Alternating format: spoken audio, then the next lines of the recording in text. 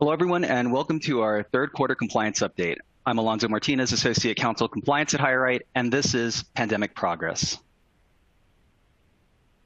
As a reminder, today's webinar is being presented for informational purposes only. It's not intended as legal or compliance advice, but I hope you'll take today's discussion as talking points for you to raise with your teams and with your legal counsel.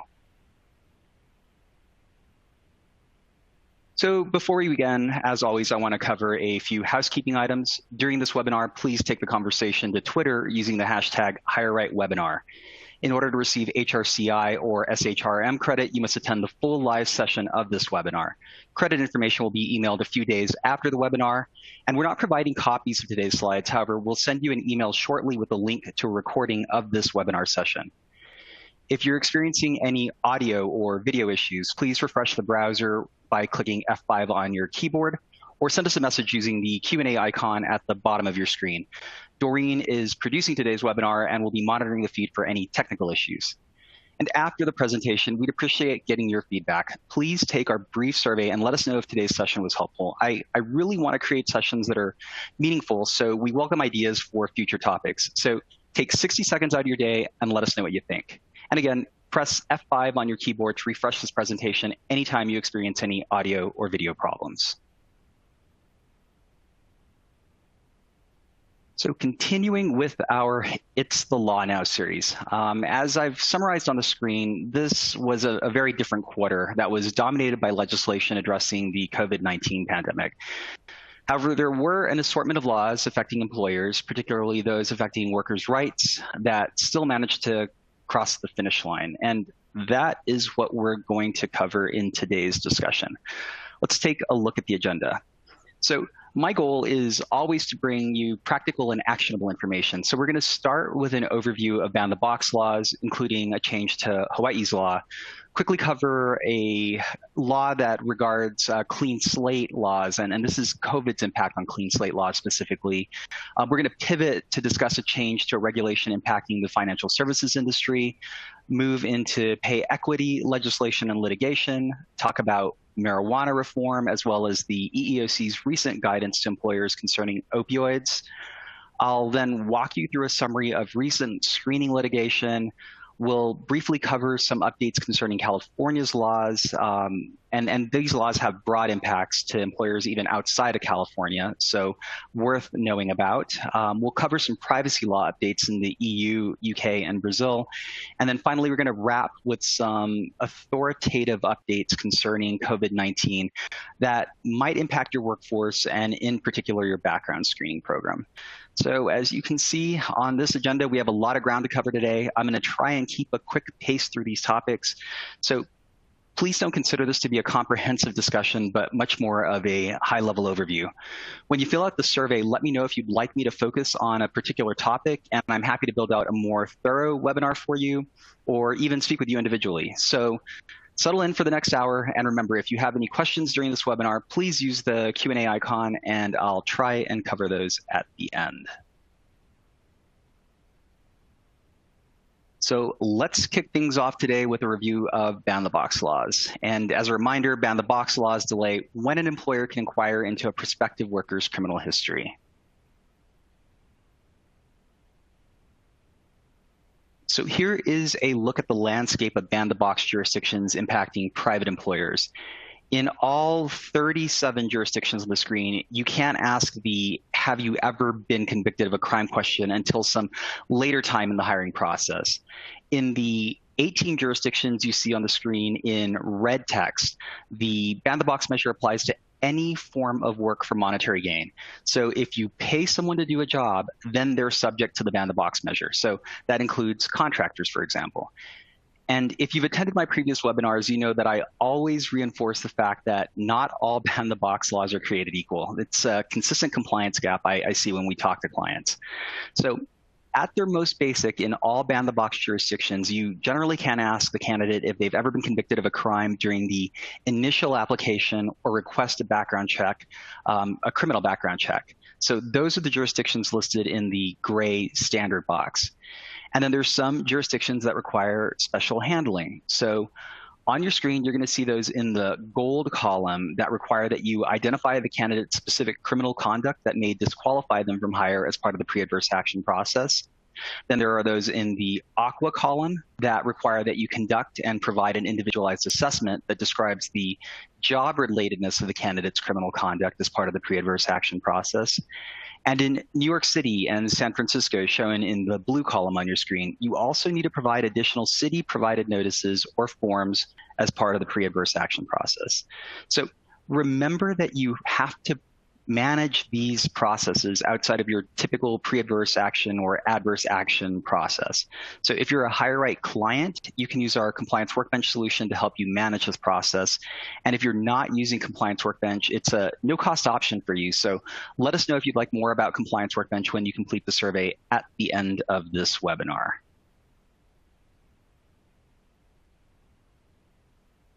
And here is the only jurisdiction that made waves in the third quarter, and that's Hawaii. Little pun there. So Hawaii is no stranger to ban-the-box laws. In fact, it was the first jurisdiction to pass a ban-the-box law back in 1998. And in many ways, it's become the template for future ban-the-box laws. So you can see that in Hawaii, inquiry into a prospective's employee conviction record can only occur after a conditional offer has been made.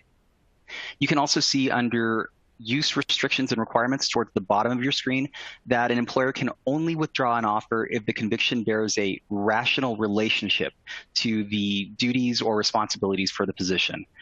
So even though this is a ban-the-box law, 22 years old, let's unpack this a little and see what we can learn. So what's notable to me is that the law doesn't provide us with any guidance or restrictions on how we should deal with non-convictions.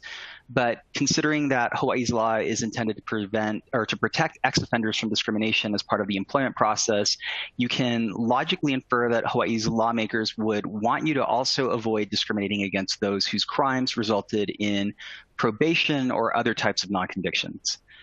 What's also interesting to me is that Hawaii's requirement that the criminal record bear a rational relationship to the position.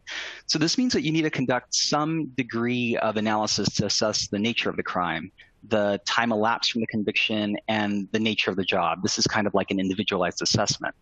So Hawaii's law doesn't require that you provide the candidate with a copy of your rational relationship test, but as a best practice, this should be documented with your assessment.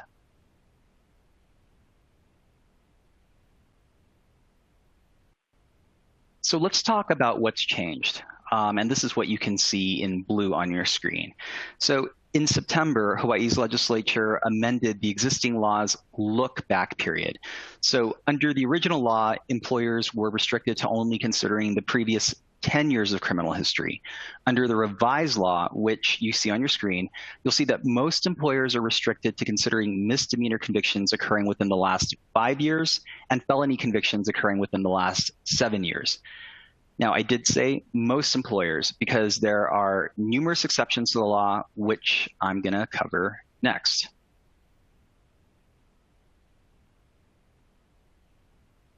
So as you can see on your screen, there are 18 categories of employers that are expressly exempted from Hawaii's look-back restriction, meaning that these employers, these listed employers, can consider all criminal history reported to them as required by the laws or regulation that govern those positions. So in red, you'll see that I called out some of the more common types of exceptions that your organization may be able to rely on, including some positions in education, healthcare, safety services, the financial insurance services industries, and some regulated positions concerning the screening of passengers or property in the airline industry. So think your TSA jobs, baggage handlers, et cetera. And then, of course, there are broad exceptions available to those employers who are subject to other federal, state laws or regulations. So, for instance, DOT regulated positions, FAA regulated positions, and other regulated positions. So what does this all mean? Well, from a HireRight perspective, because there are so many exceptions available, as you can see on your screen, what we do is annotate the report to remind you to be mindful of Hawaii's look-back period.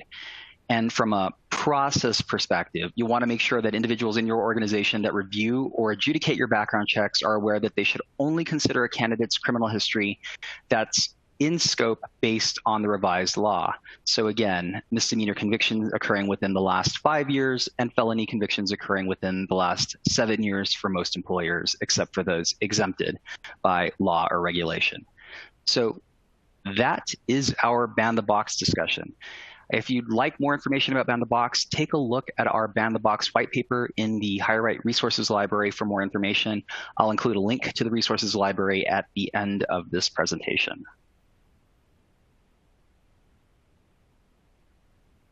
So we're going to stay on the topic of criminal history and move into a really brief discussion of a couple of developments in the clean slate arena. So as a reminder, clean slate laws provide avenues for certain ex-criminal offenders to have their criminal records wiped clean so that they have a clean slate for employment.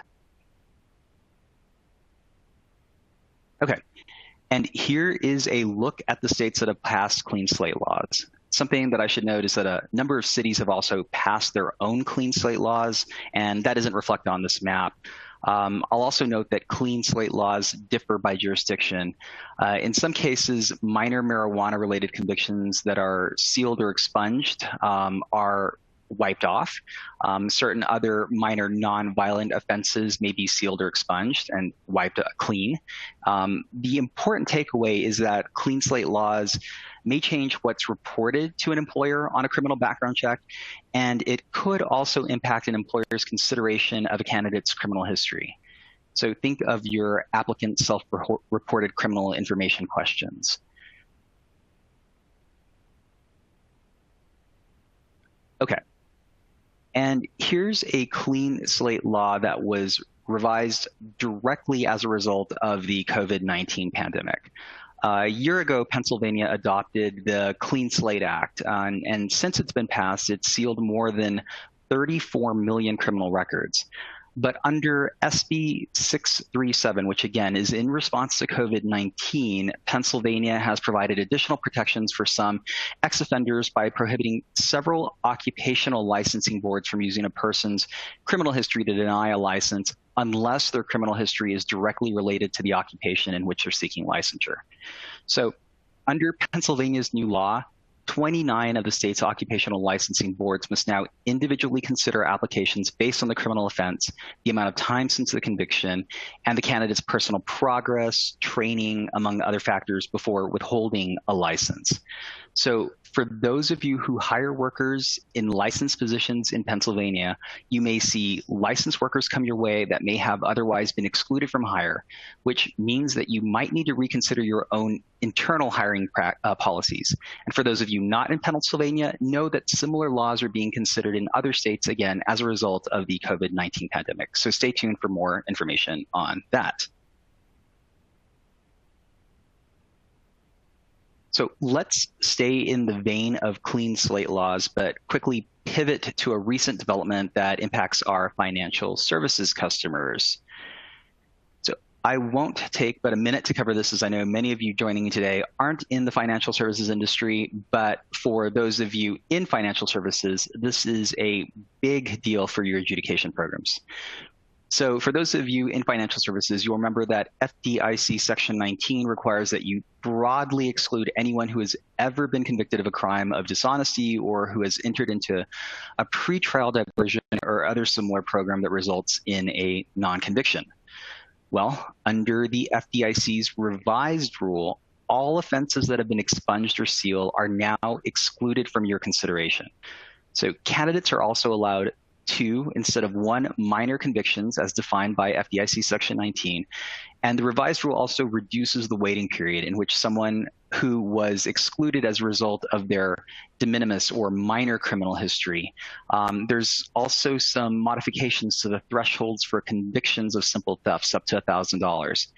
And finally, it expands the fake ID exception to include not only fake IDs that were presented in response to alcohol-related crimes, but also other purchases, activities, or entering premises, like using a fake ID to enter a bar or club. So this is a significant change for financial services customers that should help get more people hired into FDIC regulated jobs. Having previously been in the financial services industry, I can tell you that the old FDIC Section 19 rule was really difficult to live by. But the revised rule is far more palatable, at least in my opinion. The takeaway for you is to ensure that you've updated your adjudication policies to consider the revised FDIC Section 19 rule. Okay.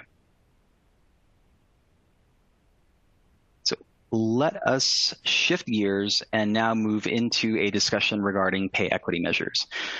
This will be a quick conversation. I'll just remind you that pay equity measures look to promote equal pay for equal work and will often include a salary history ban. That's a ban on asking a candidate about their former compensation until some later point in the hiring process. Also remember that if you're a HireRight client, by default, we don't require that candidates disclose their salary, nor do we verify salary history. That is our standard practice. So let's take a look at the jurisdictions with effective salary history bans. All of the jurisdictions on the left side of your screen are jurisdictions with existing measures in place. I've broken those out by state and city or county. And on the right side of your screen, you'll see new measures that have or will become effective in 2020 or 2021. So again, in all of these jurisdictions, it's impermissible to ask about or verify former compensation until some later point in the hiring process.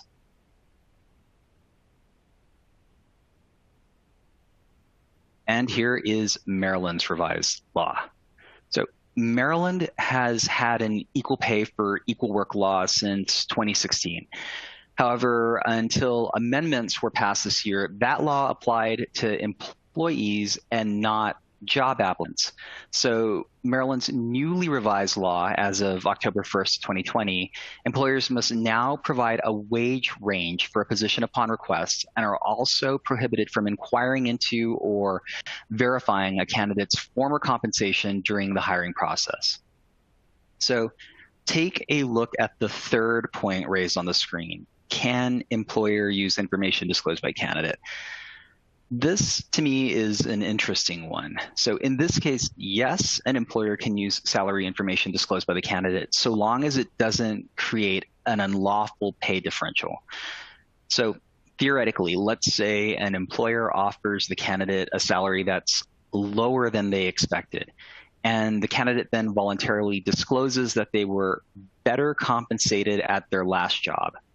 So in that case, under Maryland's revised law, the employer can now verify the candidate's claim. So you can ask the candidate about their salary, you can verify their salary, so long as it doesn't create a pay discrepancy within their organization.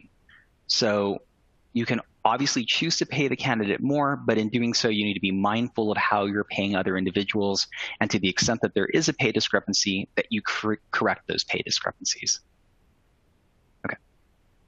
So now let's take a look at what we've learned and apply it through a quick review of the Rizzo case.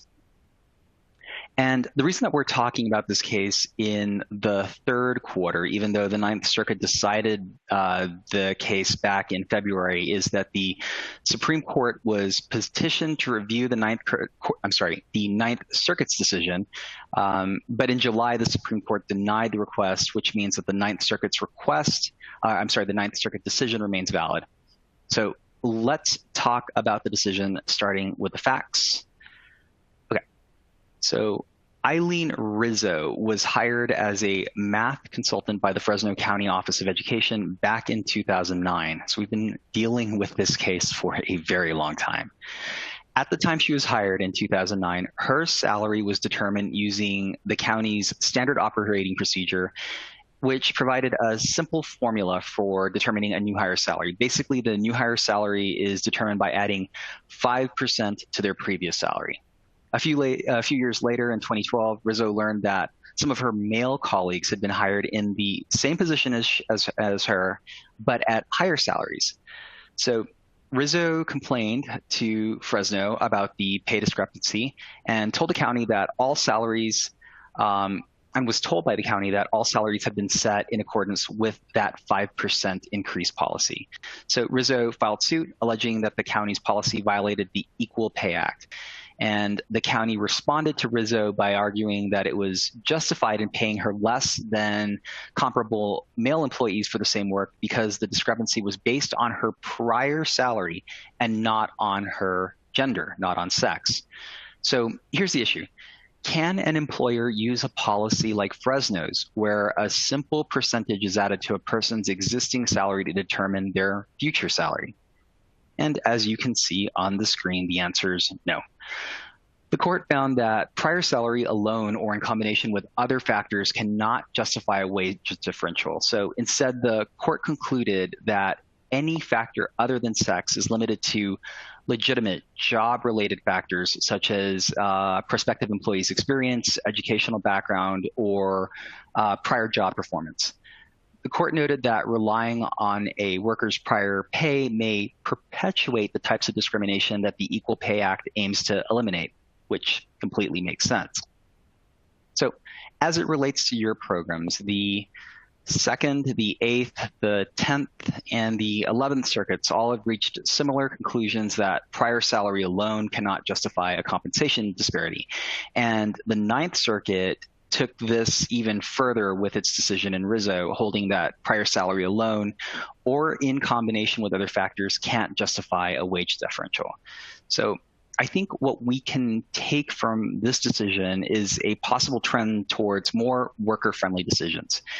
And what can you do to get ahead of this? Well, consider this a reminder to review your pay practices and reconsider any policies that base future salary on former salary. And like we've discussed in the past, it's really important to conduct a pay equity audit to identify any potential wage discrepancies and then remediate those pay inequities. So in some states, by conducting this pay equity audit and remediating those discrepancies, that can provide you with safe harbor against future pay discrimination claims.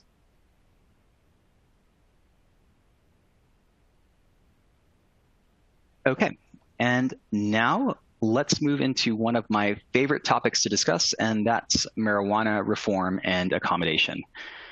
There is so much inconsistency and misunderstanding behind marijuana laws that this always makes for a really great discussion. So I'll just give you a few reminders to set the stage for our conversation. When I talk about marijuana accommodation, I mean that in some states, you can't discriminate against an individual just because they're a lawful marijuana user. We're going to talk about that more in a minute. And of course, the need to accommodate not only differs by state, but also by position. So for example, there are exceptions to accommodation for individuals in certain safety sensitive or regulated positions. So earlier this year, I started to put together this map covering decriminalized marijuana. It's something that you guys requested. And as you can see on the screen, decriminalized marijuana is not the same as legalized marijuana. So what I've done for you today is show you those jurisdictions that have chosen not to prosecute possession of small amounts of marijuana. And that brings us to Virginia. So as of July the 1st, Virginia has decriminalized, but not legalized marijuana. So what does that mean? Well, practically speaking, criminal records concerning simple marijuana possession are going to be sealed. So you're not going to see those simple marijuana possession records on your criminal reports that we issue anymore. And most importantly, you as employers can no longer inquire into simple marijuana possession. So what does that mean for you practically? Well, if you use HireRight's applicant self-reported conviction solution, which we call ASRC, or our self-reported information solution, which we call ASRI, you're going to want to update your question and notice so that you inform candidates in Virginia that they don't need to disclose convictions for simple marijuana possession. Quick reminder, if you use ASRC or ASRI, you're going to want to periodically review your questions and notices and ensure that they're up-to-date, lawful, and appropriate for your hiring programs. So again, in Virginia, they have decriminalized marijuana. And here is our marijuana medical our medical marijuana map available in the resources library and in our marijuana ebook.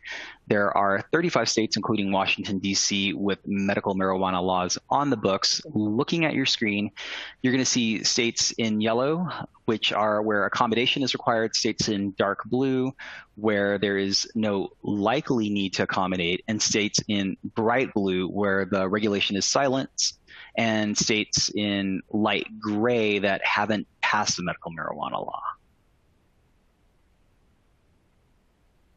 And here is our recreational app. All states in shades of blue have legalized or decriminalized recreational marijuana. So you'll see that recreational marijuana continues to creep into the Midwest. Illinois was one of the newest states added to the map. Maine, which I always like to point out, is highlighted here in light blue because there is a need for employer accommodation of recreational marijuana. So again, in Maine, this is the only state in the nation where you can't impact a recreational marijuana user's employment for lawful off-duty conduct. Of course, if they're in a safety-sensitive or other regulated position, you can then affect their employment. But very different in Maine. So let's talk about what's on our radar. What's next? So here is a historic piece of legislation that we've been tracking, and that's the Federal MORE Act. This, in my opinion, is a monumental piece of legislation, but it comes with an incredible amount of criticism. So what's the MORE Act? Well, as you can see on your screen, it would remove cannabis from the Controlled Substances Act, which would then federally decriminalize marijuana and expunge some minor marijuana-related criminal records.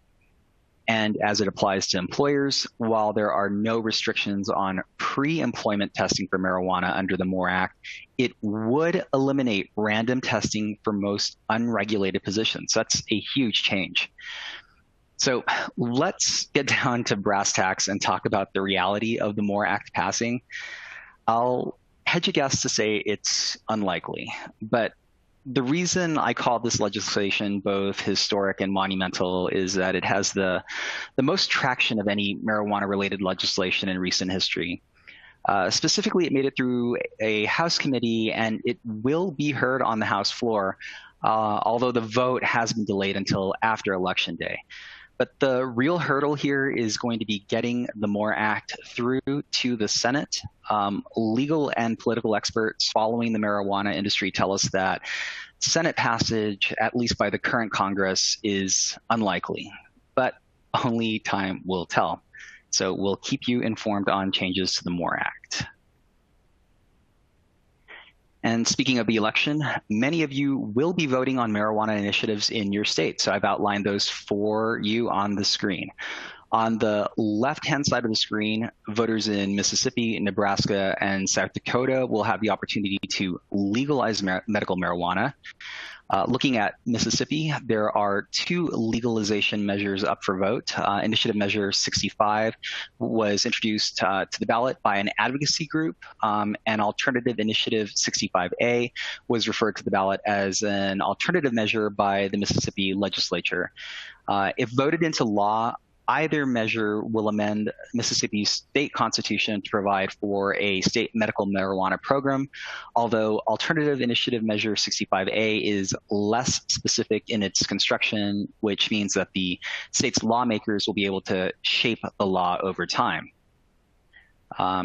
If South Dakota's medical marijuana measure is passed by voters, it'll become effective in November of next year. Looking at Nebraska's amendment to their medical marijuana law, when I first put together this slide, Nebraska's voters would have had the opportunity to decide the fate of medical marijuana in their state. But since then, the text of the law was challenged by opponents who argued that the law not only addressed the use of medical marijuana, but also how you get marijuana in state production. So that was challenged, and guess what? The Nebraska Supreme Court agreed, holding that the state's laws prevented multiple issues on a topic being considered by a single yes or no vote to no question to voters. So that's it for our listeners in Nebraska. There will be no changes or no adoption of a medical marijuana law in your state. Looking at recreational measures, as you can see on the right side of your screen, recreational measures are being considered in Arizona, Montana, New Jersey, and South Dakota. And South Dakota, you remember, is also considering a medical measure. Quickly covering these measures, I'll remind you that Arizona already has a medical marijuana law in effect. So this recreational law would augment that law to permit recreational marijuana users for those over 21. If passed, the law will become effective in April of 2021. The same is true for Montana and New Jersey. They already have existing medical marijuana laws. If the recreational laws are passed, they would become effective at the start of the year, so January 2021. And finally, we have South Dakota that's going all in. If their recreational marijuana law is passed by voters, it'll become effective by April 2022, so in a couple of years. So rest assured that I'll provide you with updates if any of these measures are passed by voters. But the good news for you as employers is that none of the laws on your screen will impact drug testing or require any special protections of your workers who are using marijuana. Okay. That was our marijuana discussion, but I want to stay on the topic of drug use and quickly cover the EEOC's recent guidance to employers concerning opioid addiction and employment. We've all heard of the opioid crisis in America, and opioid use is making itself heard loud and clear in the context of employment. But despite opioid abuse, there are 3/4 of patients that are prescribed and lawfully using opioids that might not be getting a fair chance at employment as a result of their opioid use. And that's where the EEOC's recent guidance leads us. So as you can see on your screen, the EEOC recently issued guidance that places employers on notice that termination of an unlawful opioid user is warranted. But lawful users of opioids may qualify as a disability under the ADA, which would require an employer to provide a reasonable accommodation for the employee to perform their job safely and effectively. So my recommendation to you is that you review the EEOC's guidance. The EEOC provides talking points and examples of the types of discussions that you'll want to have with individuals who claim lawful use of opioids and who request accommodation in the workforce. The short and sweet of it is that you'll have to prove that a lawful opioid user poses a safety risk if you choose to terminate them and not accommodate their lawful opioid use. But again, look at the EEOC's guidance. And let's move on to screening litigation. Time for a few more stories, and let's hope that these are not nightmares. So starting with the Gauze case. And if you've joined me in the past, you'll see that I normally avoid naming the defendants in a screening suit. There's no real value in doing so. The damage has been done, so what we should do is learn from the suit so that we can mitigate risk for our organizations, and that's what we can do here. Although, spoiler alert, the outcome of this lawsuit was favorable for the defendant, which doesn't happen so often. So here are the facts. The plaintiff, who was the administrator in the estate of the aggrieved party, brought an action on appeal before the Ninth Circuit, asserting that the plaintiff notified the credit bureau that it was reporting information incorrectly. The credit bureau then corrected 3 inaccuracies that were raised by the plaintiff. The bureau told the plaintiff that she could submit additional information if she still believed the report to be inaccurate. And lo and behold, the plaintiff did still believe one item to be inaccurate, but it isn't something that she raised as part of that initial dispute to the Consumer Reporting Agency. So instead of notifying the Bureau of this additional piece of information, instead she files a lawsuit alleging violations of the FCRA. So here's the issue. Could she do that? Could she sue the Bureau and its data furnishers without first notifying the Bureau that she still believed the information to be inaccurate? And the answer is no. Even if the information continued to be misreported after the initial dispute, the plaintiff had a duty to notify the CRA and dispute the accuracy of the information. Specifically, the Fair Credit Reporting Act requires that the consumer notify the Consumer Reporting Agency of the disputed information. So in this case, Gauze could not prevail on her claim because she didn't notify the CRA of the disputed item. She also didn't file a rebuttal statement after the CRA initially concluded that their dispute and corrected the information that she specifically disputed. So this is a well-reasoned opinion from the Ninth Circuit that tells us a CRA is expected to reinvestigate and revise, as necessary, any disputed information. Other incorrect information initially reported but not disputed is likely outside of the scope of the CRA's investigation requirements.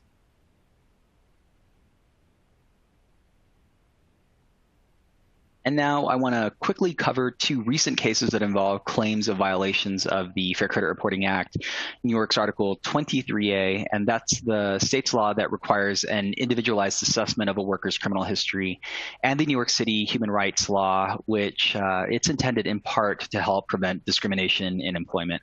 Again, I bring these cases up not to shame anyone involved, but instead as a learning opportunity for all employers. So on the left side of the screen, you'll see a claim involving a retailer. The complaint that caused this class action to be filed was that the retailer hired an applicant for a position in its credit and customer service department prior to a background check, and then later fired her when her background check was completed. The termination was based on a traffic offense that occurred more than 10 years ago. So the complaint alleges that the retailer's criminal screening policy was overly broad and discriminated against certain minority workers. It also alleged that the retailer asked about applicants' criminal histories before a conditional offer of employment. Remember that while the state of New York does not have a ban the box law, New York City and other cities in the state do. And it also alleged that the retailer didn't provide the applicant with a copy of the report as required by the FCRA's pre-adverse action process. So in this case, the retailer settled for $1.8 million spread over a class of plaintiffs. And most importantly, this retailer has revised their criminal screening policy. They are working to ensure compliance with all applicable screening laws, and they have hired a diversity officer at the company. So it's a really positive dynamic shift that all retailers and all employers can learn from. Moving on to the right-hand side of the screen, a provider of services in the entertainment industry found itself in a similar situation. While the complaint lodged against the entertainment industry provider also alleged that it did not conduct individualized assessments of criminal history as required by New York Article 23A, and also didn't provide individuals whose employment was adversely being affected with a copy of their background report so they can dispute the accuracy of the information reported. What's different about this case is that it also alleged that the defendant, the entertainment industry provider, also had a process where they asked candidates to disclose their previous criminal history.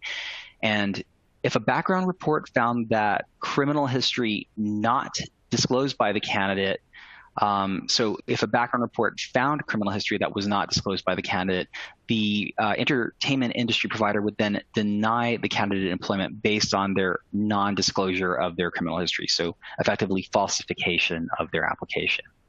So here you can see that we have a $1.3 million settlement, and as part of their settlement to a class of more than 500 plaintiffs, the defendant has agreed to make several changes, including revising and limiting their criminal disclosure policy to only require criminal disclosures during the last 5 years, and to also not consider certain types of non-disclosures like warrants and some misdemeanor marijuana convictions. So as employers, what can you learn from all of this? Well, at the most basic, I think it's important to ensure that you follow the FCRA's requirements, including making sure that you provide a lawful disclosure and obtain the candidate's consent before requesting a background check. Either eliminate the requirement that applicants self-disclose former criminal history, or if you do choose to ask candidates to disclose their criminal histories, make sure that you do so in accordance with the law. So, for example, if a ban the box law is in place, then in most jurisdictions, you can't ask about an individual's criminal history until after a conditional job offer has been made. And if you do ask candidates to disclose their criminal histories, make sure that your questions are tailored according to the jurisdiction and that you provide all required notices. So for example, in New York, you need to provide an Article 23A notice anytime you request an individual's criminal history. You should also ensure that your adjudication processes are not discriminatory. So generally speaking, that would involve avoiding any blanket exclusions from hire. You'll also want to make sure that you complete an individualized assessment as necessary. Again, in New York, you need to conduct an individualized assessment against Article 23A. And finally, never communicate a potentially adverse decision to a candidate until you've followed the pre-adverse action process, provided them with a copy of the report, their summary of rights under the FCRA, and any applicable state or local laws, and a reasonable amount of time to dispute the accuracy of the report with the consumer reporting agency like HireRight. You'll also want to send out an adverse action after a reasonable amount of time if you decide not to move forward with that individual based in whole or in part on their background check. Again, all basic compliance practices that you should make sure that you build into your own screening program. All right. Let's take a look at the Millard case. And this is our last case to review. And I'm not going to spend a lot of time on this one. I just want to include it because we did get a few questions about the Millard case back in August. So in this case, the plaintiffs, who are two men that were convicted and registered sex offenders in Colorado, argued that being listed on the sex offender registry is a cruel and unusual punishment that imposes a burden on them after they've already paid their debt to society by fulfilling the terms of their criminal sentences. Effectively, by being on the registry, they may be denied employment, they may be denied housing, there is a stigma placed on them. So this went to the Colorado Supreme Court, and the court disagreed with the plaintiffs, finding that being listed on the sex offender registry doesn't amount to public shaming. It's intended to further the government's interest in public safety. So the only reason that I bring this up is that in two other states, California and Nevada, courts in those cases have held otherwise. In California and Nevada, most employers cannot use an individual's presence on the sex offender registry as a bar to employment. But in the Millard case in Colorado, no such prohibition exists. And in all other states but California or Nevada, no such prohibition exists. So again, be wary if you are using sex offender registry results to disqualify individuals from hire in California or Nevada.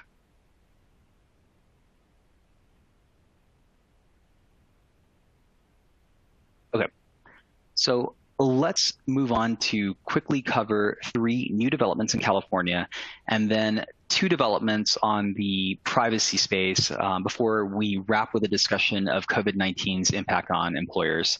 So hang with me here. We're in the home stretch. I'm only going to spend a few minutes on this section so that I can allow time for your questions. And again, use the Q&A icon at the bottom of your screen to ask a question.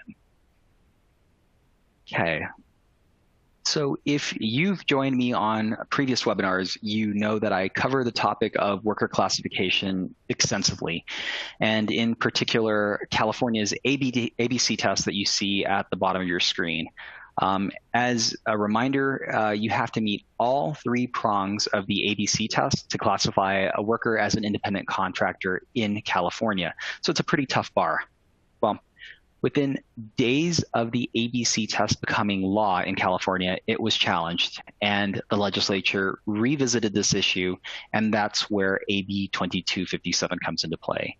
So under AB 2257, there are now 26 new exceptions to the ABC law. So there's a total of 67 types of businesses that are exempt from the ABC law. I could spend easily another hour talking just about AB 5 and AB 2257, but we just don't have the time to do that today. So if you operate in California and you currently use workers that you consider independent contractors, I suggest reviewing the ABC test and the exceptions to that test so that you can assess if your workers are properly classified. Again, let me know if you want more information on AB 5 or AB 2257. And here is a really quick update on what I think is an interesting law in California, and that's AB 979. AB 979 requires that publicly held corporations with their principal executive offices in California include at least one director on the board from an underrepresented community. I'll give you just a second to look at what a member of an unrepresented community is. That's defined there on the middle of your screen. So you can see also that this is one of those interesting laws that scales. So by the end of next year, all boards have to have at least one underrepresented member. And then in 2022, the law scales to require either 2 or 3 underrepresented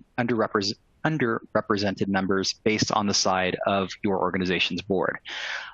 One thing that I didn't list on the screen that's important to note is that you can always adjust the size of your board. So for instance, if you currently have 6 members but want to have 9 members to accommodate your new underrepresented board member, you can absolutely do that. You might remember that California passed a similar law back in 2018, I think it was a few years ago, to require the inclusion of women on boards. And that law ended up becoming modeled in other states. So it'll be interesting to see if this particular underrepresentation law becomes modeled in other states. And another reason that I bring this up to you is that according to our benchmark report, which you can find in our resource library, we find that there is a consistent gap in employers not screening their board members. Remember, don't rely on gut instinct when engaging individuals that will determine the fate of your organizations. Conduct a background screen as you would with any other workers. Okay, and finally, let's talk about a further reprieve to the reach of the CCPA, or California Consumer Privacy Act. So you might remember that HR data, but not background checks conducted in accordance with the FCRA, or Fair Credit Reporting Act, are in scope for California's Consumer Privacy Act. So originally, employers would have had to comply with the notice, access, deletion, and opt-out from sale positions by 2021. But AB 1281 further delays this until 2022. The legislature realized that with the COVID-19 pandemic, it was burdensome to impose this requirement upon employers. So they've further delayed this particular requirement for notice, access, deletion, and opt-out from sale for HR data until 2022. Again, I could talk about this at length. Perhaps this is a topic for a future webinar.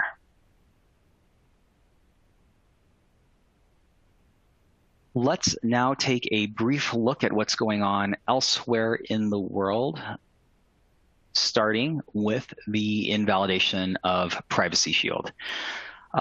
So Privacy Shield was designed as a mechanism to lawfully transfer data from the EU to the US. If you're a compliance nerd like me, you might find how we got here to be fascinating. It all started back in 2011 when an Austrian law student, who is now a privacy activist by trade, was studying abroad in the US at a school in the Bay Area. While he was at a school event, he questioned a representative with a certain major social media platform about their compliance with EU privacy law. And the responses from that question, that discussion that this Austrian law student engaged in, became the basis for invalidation of Safe Harbor and now Privacy Shield. Both were self-certification methods used by companies to attest that they comply with the principles needed to safely transfer personal data between the EU and US. But again, they're self-certification measures. Well, as of July, Privacy Shield is no more. So here's the good news. As it relates to HireRight, we do not rely on Privacy Shield. Instead, we use standard contractual clauses in our agreements with our customers. Those standard contractual clauses define how HireRight and our affiliates protect personal data, how data transfers and complies with the GDPR, and additionally, data is only transferred with the candidate's express consent. So Most importantly, the reliance on standard contractual clauses has not been invalidated as a lawful method to transfer data. So while Privacy Shield is invalid, standard contractual clauses are not.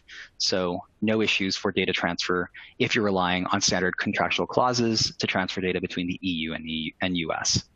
That is our very brief Privacy Shield update. Again, another topic that we could spend quite a bit of time talking about.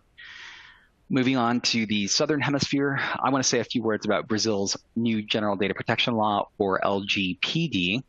The law was actually passed back in 2018, but has been embroiled in a political battle where opponents across the aisles argued over its implementation. Well, in late August, the Brazilian Senate said enough is enough and voted against an amendment that would have further delayed the law's implementation. So LGPD became law in September and will be enforced by the country's newly created data privacy regulator in August 2021, so in around 10 months or so.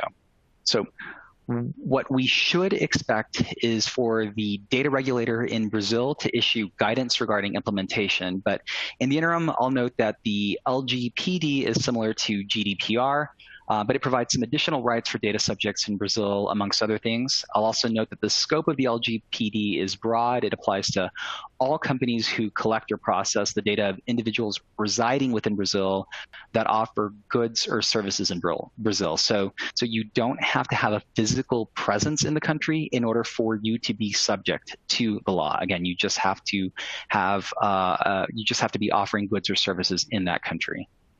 So expect a lot more to come with respect to LGPD.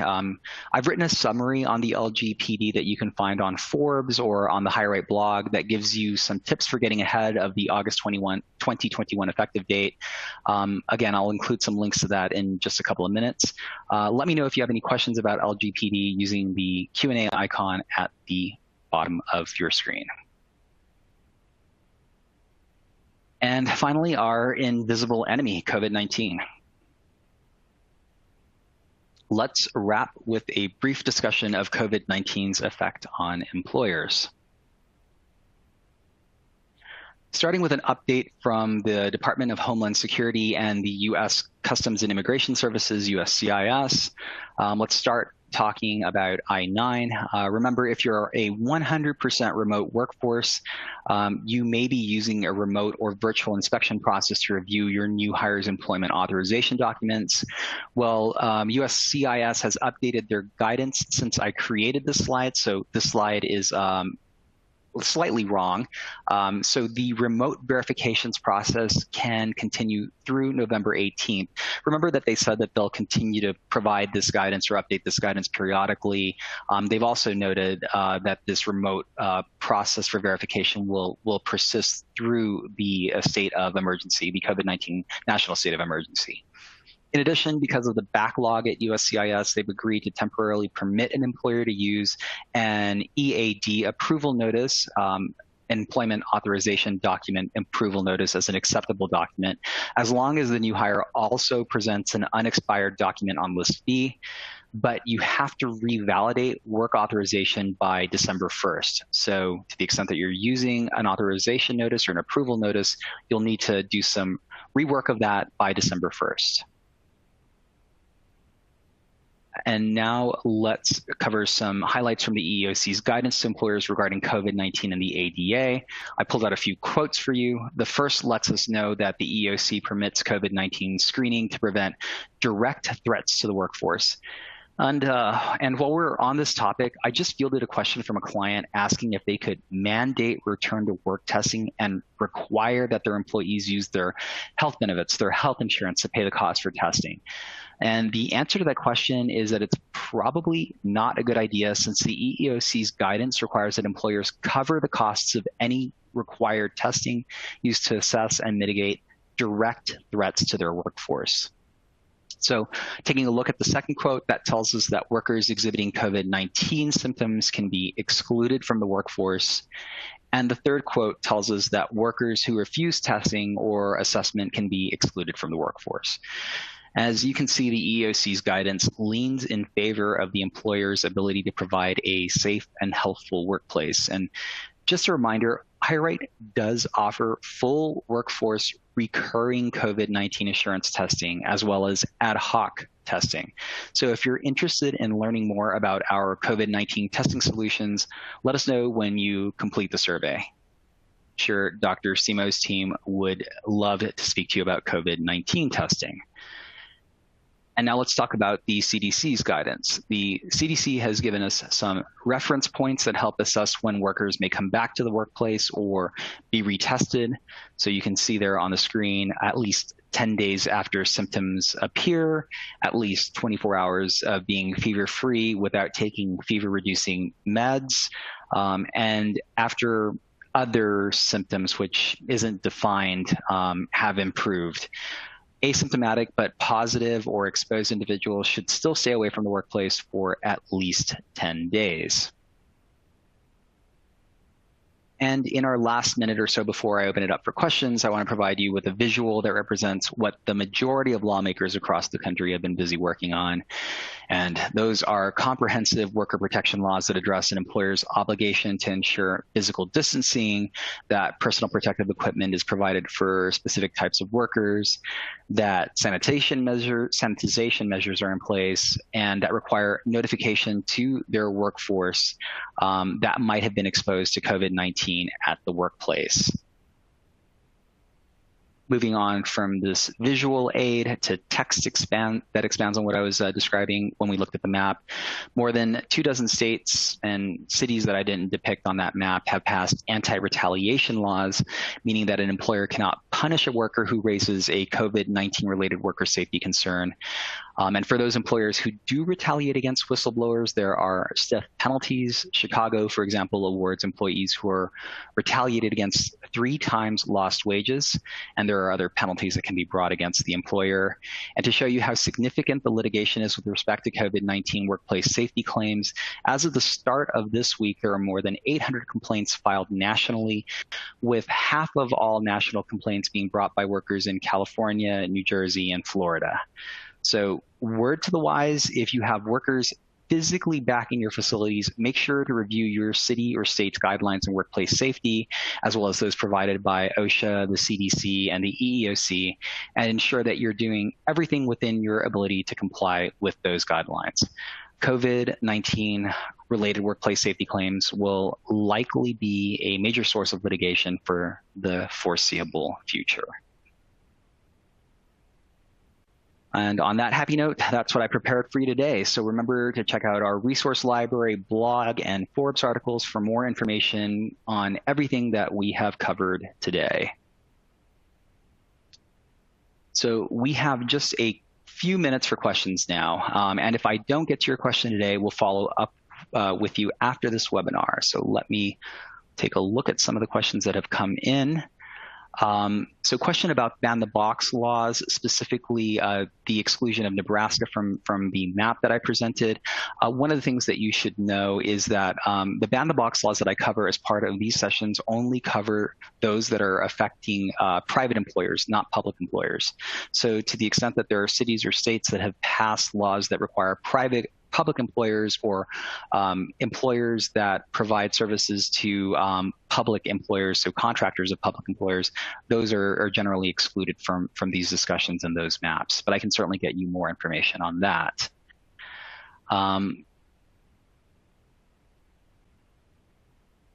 So questions about criminal background checks or best practices for screening individuals who are in other countries but will be joining an employer here in the United States. What are best practices for those background checks?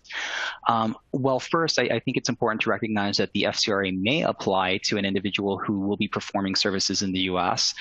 So to the extent that you're doing a out of U.S. background check for an in-U.S. worker, make sure that you follow the disclosure and authorization and pre-adverse and adverse action processes. The second thing that I'll say is that you should still conduct criminal background checks within that country if lawful, and conduct the same employment and education verifications that you would in the U.S. Generally speaking, to the degree that the individual's country of residence permits for a background check to be run to the same degree that you would in the U.S., I would certainly recommend that as a best practice. One more question. questions about asking individuals about their salary expectations in countries that or in jurisdictions that have banned that have salary bans in effect. Yes, in all jurisdictions that have salary bans in effect, you can always ask an individual about their salary expectations. One last question before we move on. So question about our COVID-19 screening solution, and in particular, individuals who travel voluntarily or travel for work. Should they self-quarantine upon return? Generally speaking, this would be up to the employer's policy, but generally speaking, I would say that self-quarantine would be a good idea. And if nothing else, assurance testing is really a great idea where you can test the individual to determine their likelihood of presenting a direct threat to your workforce. Again, we offer that COVID-19 assurance testing. So we are at our last minute. You can expect this webinar to be posted to the HireRight resource library in a few days, and you'll also receive an email with your SHRM and HRCI credit information in a few days. So with that, I'd like to thank you all for your time today. Please be safe, be well, and take 60 seconds to complete the webinar survey, and we'll talk again in the new year. Thanks again, guys.